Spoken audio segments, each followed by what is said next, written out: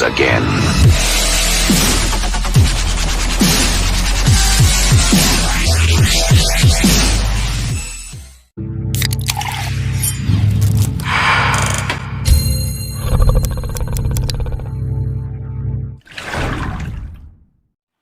Assalamualaikum warahmatullahi wabarakatuh.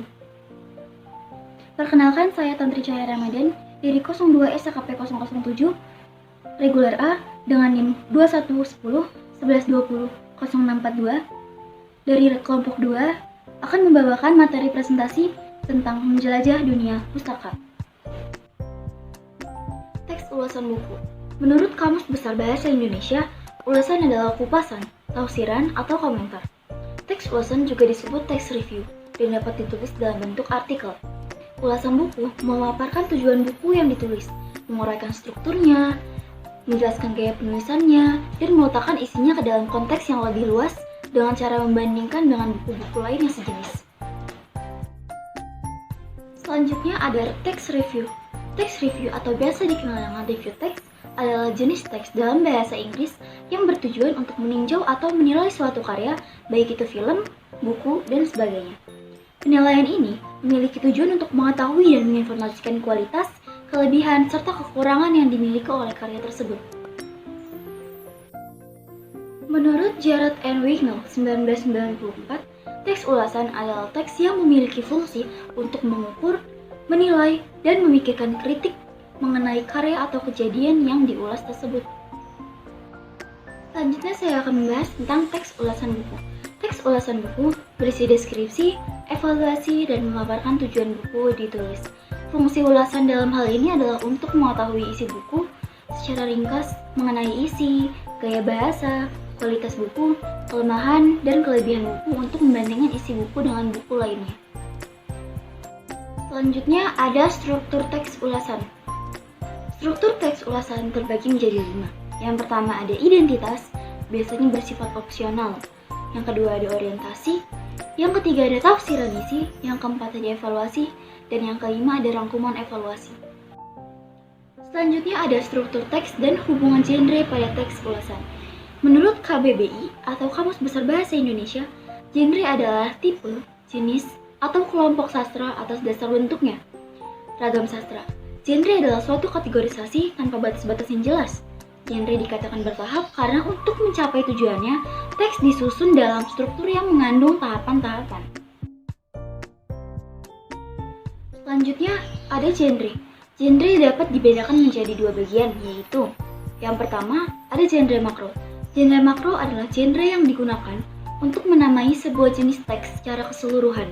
Contohnya, iklan, berita, editorial, artikel jurnal, brosur, ulasan buku atau review dan buku.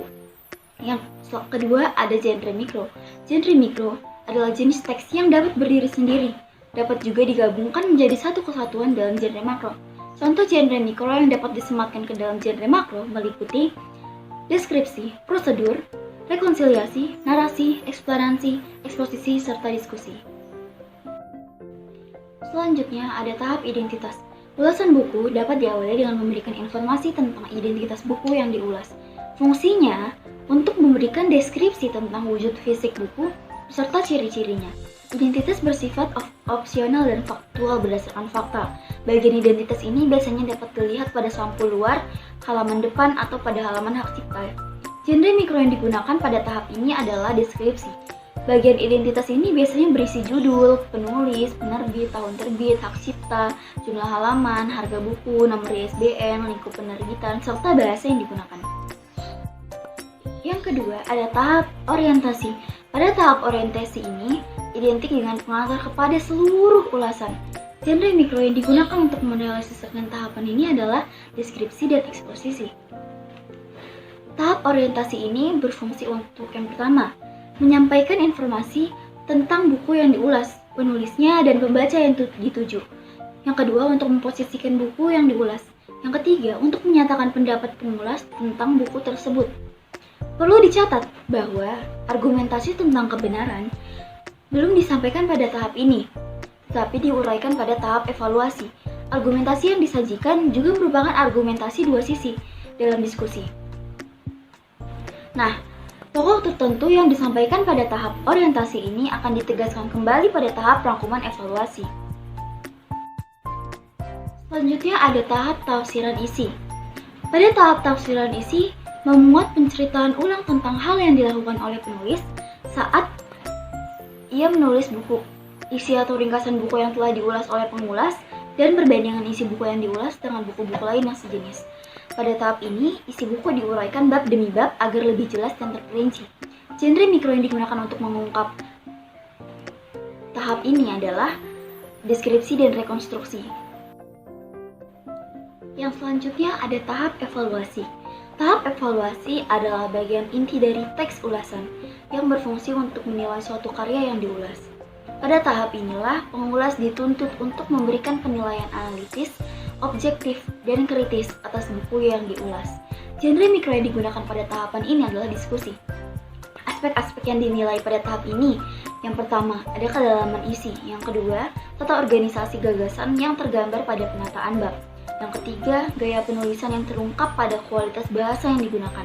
Dan yang terakhir, keunggulan serta kelemahan buku yang diulas. Yang terakhir ada tahap rangkuman evaluasi. Tahap ini berisi simpulan dan saran atas ulasan buku yang diulas. Penulis memberi simpulan akhir atau penegasan kembali dan pandangan subjektif pengulas atas buku yang diulas dengan berdasarkan tahapan orientasi, tafsiran isi, dan evaluasi. Kemudian pengulas mengajukan saran tentang buku itu. Misalnya, adakah yang perlu diperbaiki? Apakah buku itu perlu dimiliki oleh pihak tertentu? Atau apakah ada yang perlu ditindaklanjuti dengan tindakan dan upaya tertentu? Dan genre mikro yang digunakan pada tahapan ini adalah deskripsi dan eksposisi. Selanjutnya ada aspek penilaian dan formulasi bahasa pada teks ulasan. Kenyataannya adalah bahwa unsur penilaian atau evaluasi dalam ulasan buku terletak pada tahapan evaluasi. Namun, hal ini tidak berarti karena penilaian dapat muncul di tahapan manapun kecuali tahap identitas. Menilai atau mengevaluasi adalah menyatakan pandangan, sikap, dan posisi negatif, baik atau buruk, subjektif atau objektif, setuju atau tidak setuju, menghargai atau tidak menghargai, memihak atau tidak memihak, serta kadar emosi yang terungkap dalam teks ulasan tersebut. Pandangan sikap ini yang menunjukkan gradasi itu terlihat pada penggunaan leksis nomina, verba, adjektiva, dan adverbia. Sekian presentasi dari saya Tantri Cahaya Ramadan, pamit undur diri. Terima kasih yang sudah menonton. Wassalamualaikum warahmatullahi wabarakatuh.